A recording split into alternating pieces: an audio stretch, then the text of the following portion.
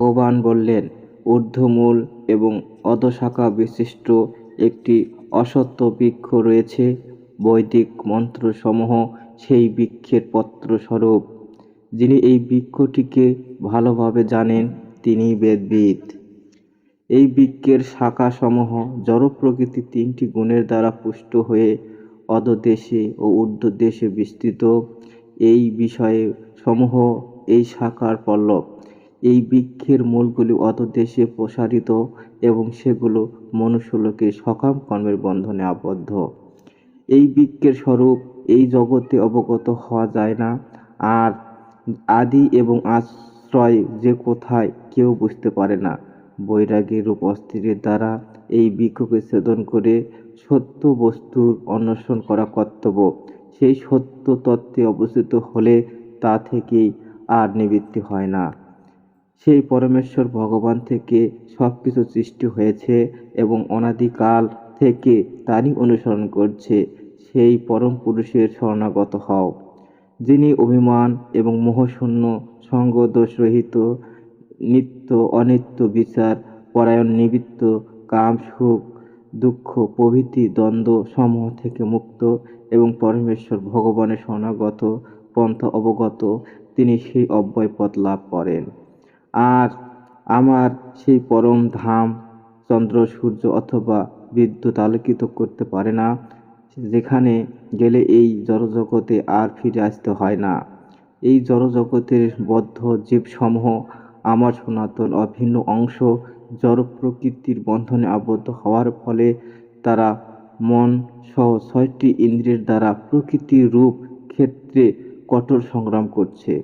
বায়ু যেমন ফুলের গন্ধ নিয়ে অন্যত্র গমন করে, তেমনি এই জগতে জীব এক স্থূল শরীর থেকে অন্য স্থূল শরীরে তার জীবনের ধারণাগুলি নিয়ে যায়।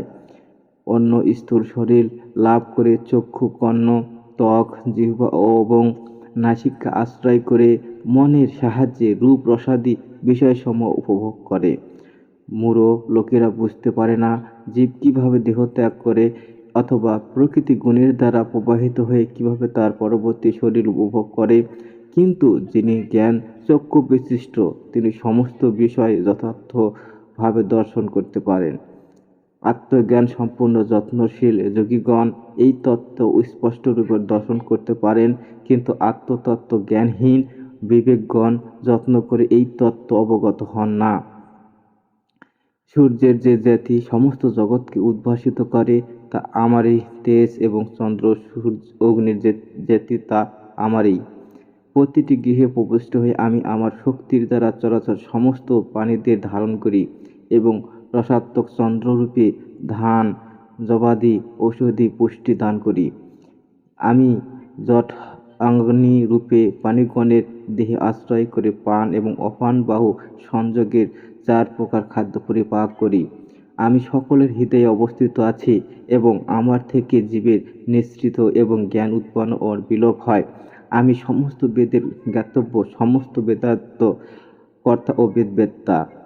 ক্ষর এবং অক্ষর এই 2টি প্রকার জীব রয়েছে। এই জড়জগতে 3টি জীব ক্ষর এবং চিরজগতে 3টি জীবই অক্ষর। এই উভয় পুরুষ থেকে ভিন্ন পুরুষোত্তম পরমাত্মারূপে সমগ্র বিশ্বে প্রবেশ করে তাদের পালন করে। যেহেতু আমি ক্ষরের অতীত এবং অক্ষর থেকে উত্তম, সেহেতু ইহলোকে ও বেদে আমি পুরুষোত্তম নামে খ্যাত।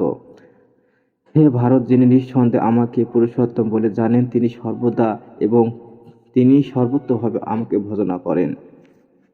হে নিষ্পাপ অর্জুন, এটি বৈদিক শাস্ত্রের সবচেয়ে গোপনীয় অংশ এবং আমি তোমাদের কাছে প্রকাশ করলাম। যিনি এই তত্ত্ব অবগত হয়েছেন, তিনি প্রকৃত বুদ্ধিমান এবং তিনি কৃতার্থ হয়েছেন।